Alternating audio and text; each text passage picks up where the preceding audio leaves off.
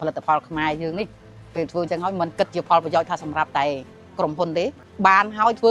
កើតហើយគឺយកប្រាក់ហ្នឹងមកជួយជាតិទៀតបើយើងទិញគេទៅជួយគេតែបើទិញគ្នាយើងគឺជួយគ្នាយើងបើយើងជួយទិញ Boost Strong ក៏ដូចជាជួយជាតិយើងដែរខ្ញុំជួបផាន់សខ្ញុំរៀនថ្នាក់ទី2គ្រូបឋមចាហើយអ្នកគ្រូឃើញមិនមានដឹងខាង Boost Strong មកទៅអីចាដឹងតាមលោកគ្រូមកចែកចាយខាងស្រាហ្នឹងគាត់ប្រាប់ថាភូមិហ្នឹងបានចូលអតិថិជនចូលហើយ8ដើមហើយតែដូចជាកូនល្អអញ្ចឹងចាថាកូនល្អហ្នឹងប្រាប់ចូលភូមិខ្ញុំហើយហ្នឹងហើយខ្ញុំថៃប្រកាសជាតិដល់ខ្ញុំហើយចូលគេហើយហើយក្បែរគ្នារង្វាន់កាលមុនលឺគេថាដល់ពេលចូលអញ្ចឹងពិតប្រកបមែនមានចាលោកគ្រូមានមែនខ្ញុំឃើញខាង Boost Strong ទៅទៅច្រើនណាស់ហើយខ្ញុំមានអារម្មណ៍ថាសប្បាយចិត្តខ្មែរចេះជួយខ្មែរអញ្ចឹងចាឃើញសមិទ្ធផលមាននៅក្នុងស្រុកយើងហើយចេះជួយប្រជាជននៅពេលមានអាសន្នទៅណាចាមានអាសន្នមានតាហ៊ានគាត់នៅជួរមុខចាហើយប្រជាជនភាសឹកច្រើនហើយឃើញ Boost Strong ទៅ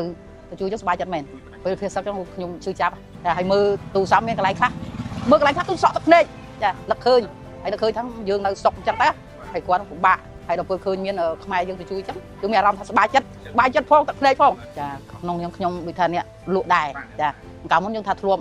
គេហៅថារកស៊ីមួយគ្នាចឹងចុះប្រទេសណាយើងរើសអើងទេចេះតែជួយមកគេផលិតបានយើងលក់ប៉ុន្តែដូចថាថៃចឹងពេលលឺចឹងស៊ឺចាំណាគ្រូខំទិញផលិតផលគេមកហើយគេបានលុយទៅយកទៅបែរជាបកក្បាលមកខំអញ្ចឹងធ្លាប់តែគ្រប់ត្រូវកាលនោះយើងគ្រប់ត្រូវចេះគ្រប់ត្រូវប្រទេសណាដូចថារកស៊ីជាមួយគ្នាតែឥឡូវនេះបើសិនជាសត្រូវធ្វើអញ្ចឹងហើយគឺយើងឈប់